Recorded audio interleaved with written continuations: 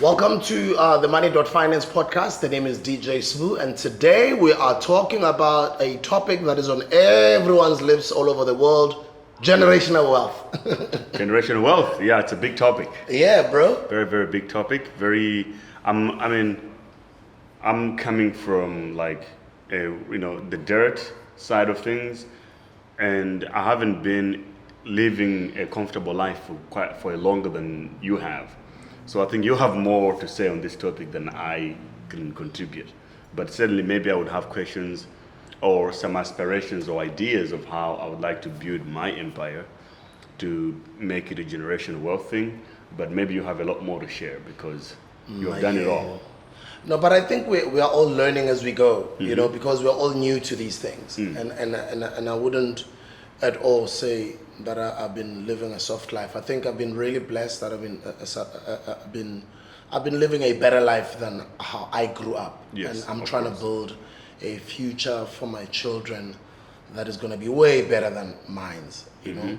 But generational wealth for me is a very important topic. It's a topic I've been speaking about over the past couple of years. I think we get to be exposed to these things as we keep growing, because you keep seeing, man, there's something wrong about the world. There's a lot of things that I don't understand. There's a lot of racism out there. But then you start reading more, you start getting yourself exposed more, you start talking to more and more people. Then you start understanding certain things differently. That, there is a system which was designed this way. That's why it is easier for other people to become wealthy or to inherit wealth than it is for other people, because there's literally a system. So all of us are literally on that journey of speaking, creating our own things, creating our own plans, our own firms, creating our own companies, building our own brands. But not everybody has to do that. Not everybody has to go start their own company, physical company in the real world, like how we've always known things. The world is evolving so much that actually right now in 2022, you can start learning how to create generational wealth on the internet. And I guess for me, that's the future right now, and that's the journey I'm on. It's in the beginning, and I'm also learning it, just like you are also in the beginning of it, but you also know more than I do. No way. So you see, for me, it's this. I think the generational wealth thing, sometimes we envy people who have wealth, but I think we miss the lesson in it. I'll tell you one thing is, when I was growing up, to be honest with you, I don't think my parents were actually thinking at all about generational wealth. It wasn't just a thing that they were concerned about, They were just living their life. So I think now that I've been with so many different people, with wealthy people who are not really particularly wealthy, what I've realized is that people who are actually wealthy, it's actually a plan for them. They are trying to build generational wealth. They think for their children and the children after that, and they put together all these things in place, the systems. It's a systems game, how are you going to structure everything to make sure that it lasts for quite too long. And the mindset is definitely long term. Whereas, for a lot of us who have never been exposed to that kind of mindset, our things are usually short term, Yeah. For me, when I hear generational wealth, it's exactly as you're saying, it's planning long term. Yeah. You have to plan for long term. And I think that's what we're all pretty much struggling with and figuring it out. Because I would really say, as much as we've got a lot of role models, but there's not a lot of black people who have been able to create wealth over the past couple of decades. Yes, there are a few that we look up to. There's also a very big piece of the middle class that has been growing, specifically in my country, in South Africa.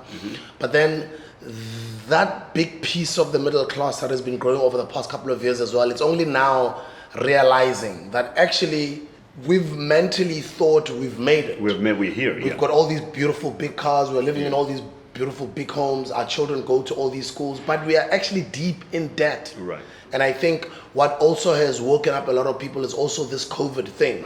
It has made a lot of people feel, oh wow, with all my degrees and all these, this corporate hierarchy that I've been working up the ladder myself towards the top, as much as I believe I've done well, but maybe it's time for me to go start and build my own things, because COVID has pretty much crushed a lot of people's comfortable lifestyles. Yes. So in our middle class in South Africa, I think COVID-19 has literally hit a lot of people. A lot of people have hit rock bottom. Right. But then again, the other side of the coin is that a lot of people are now waking up Right. into now going to build not a false generational wealth or soft life that we thought we had, because we're in debt, and we must use that debt. We must use the bank's money, right?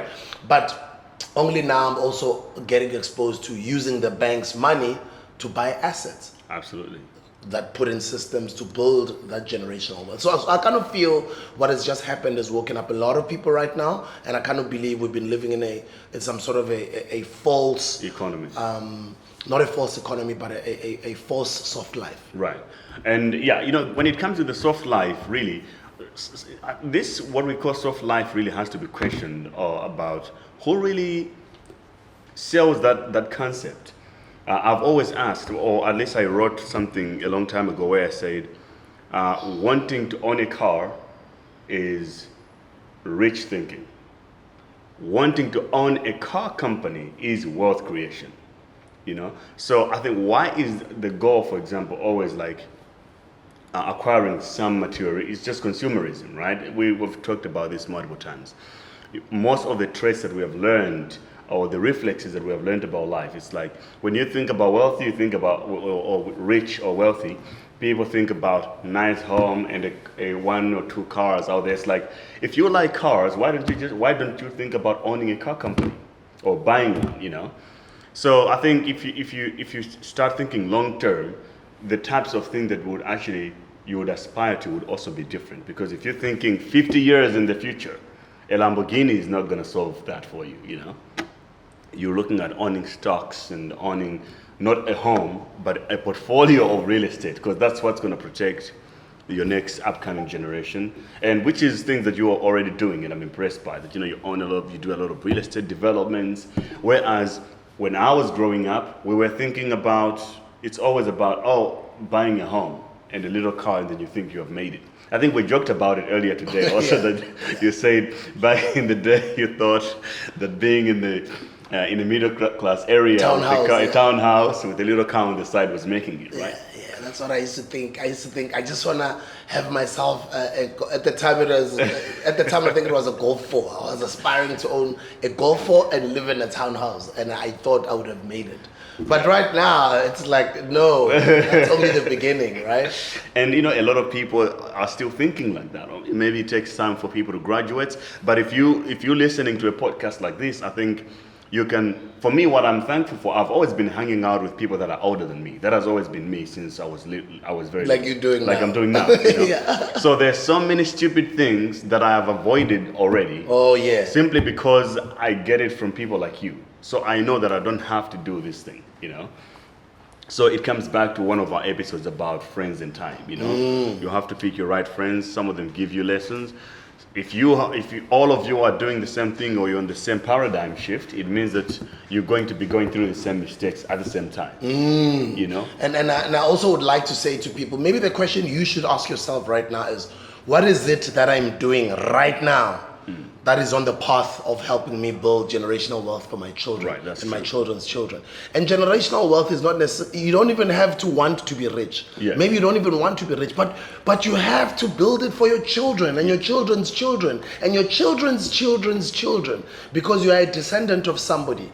Remember, not only your parents and your parents' parents and your great grandparents, there's even 10 levels up. Yes. Going back like 300 years ago, of people that literally gave birth to you, where your family tree comes from. Now imagine if all those people had put in systems. Yes. Imagine how easy it would be for you right now. So what are those things that you are doing to make sure that those great grandchildren of yours are in a better position?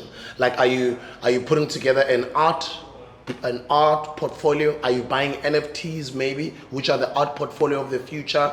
Are you building maybe a company that is going to be an asset in the future?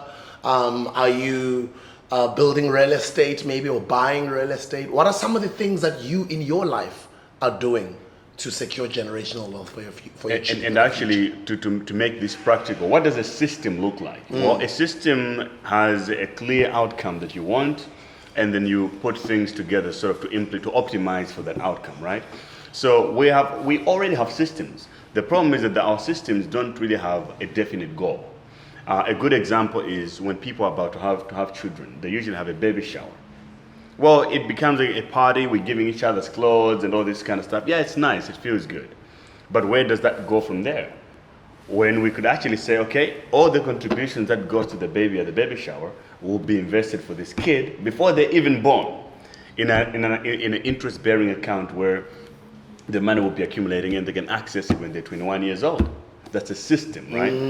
Or say, okay, whenever you have a baby born, you want to make sure that whenever you're having a baby, you have 50,000 or let's say $3,500, which is 50,000 Rand, already secured in the child's bank account that you're never going to touch at all. They'll touch it until they're 18 or 20 years old. That's already going to become millions depending on where you invest it. Imagine if you say whenever a new child is born, you're going to buy them $500 worth of Bitcoin, you lock it up in an account, you forget about it. So it's small things, but they're systems. You know, it's like we can already maybe try to change. It's impossible to change how society works. Tradition, it's hard to change it, but you can change it for yourself. You know, so everybody does baby showers, get free clothes, and then it ends there. How about you change it that if I get these clothes and the free things, and we're going to put it into an account that will help the baby in the future? I don't know, you know. And I think the more easier way of building generational wealth is, like me, in everything that I'm involved in, I've got business partners. Yes. You know, because I know my strengths and I know my weaknesses. I don't know it all. So I always try and associate myself with people that have got more knowledge than I do in whatever it is that I'm doing. Maybe doing it in partnerships works, and that partnership could be with you and your wife, could be with you and your girlfriend. You could probably decide and say, okay, cool, baby, when you get paid at the end of the month and when I do get paid at the end of the month, why don't we open a family business? Apart from just us being individuals, going to work and earning salaries at the end of the month, let's open a family business. When I get paid, my salary goes into this family business and your salary goes into this family business. And then we build this credit through the banks. And then so that when we build this credit through the banks, we'll pay our expenses, whatever, and whatever is left behind, we know that it's growing this family business. But then we treat this family business as an investment account, right? And that's what I think a lot of wealthy people have. They've got what they call family businesses. Yeah. A lot of them have got trust accounts. A lot of them have got companies offshore for tax purposes or whatever. But a lot of them have got family businesses that look after their family. And then you can start it as simple as starting with your girlfriend, or starting it with your brother, somebody that you trust, or starting it with your friend. And it could be in any industry. It could be, say, for instance, real estate. Yeah. I can't afford to get a loan of 1 million Rand to purchase this property. Right. But if I partner with you, the banks are now allowing us to even be in a groups of 12 to come together and maybe purchase 1 million Rand's property that we believe that we both own. And then we'll use that 1 million Rand's property as collateral to then grow it to start purchasing other real estate. That's just one example that I can give out there, that sometimes it's easier to do it with other people in partnerships. But then again, I know that it's not always easy to choose the right partners to work with.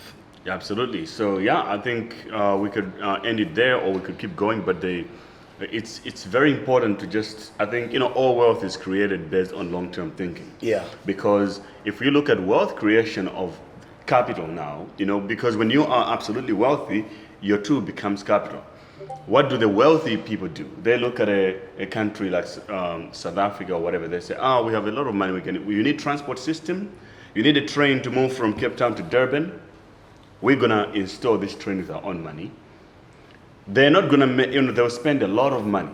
They're not expecting to make a return of this investment tomorrow. They've been like, okay, this will take 100 years to pay itself back, plus interest. They know they're not going to be here, but their children are going to be here.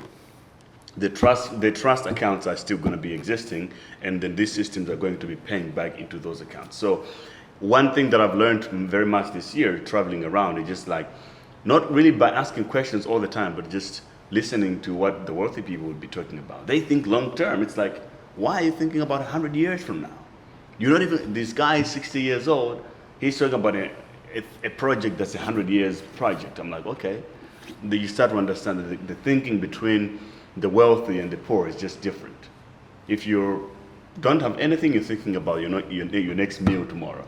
What are the beer money for tomorrow? Whatever. Yeah. And when you're up there, they're thinking about long-term projections.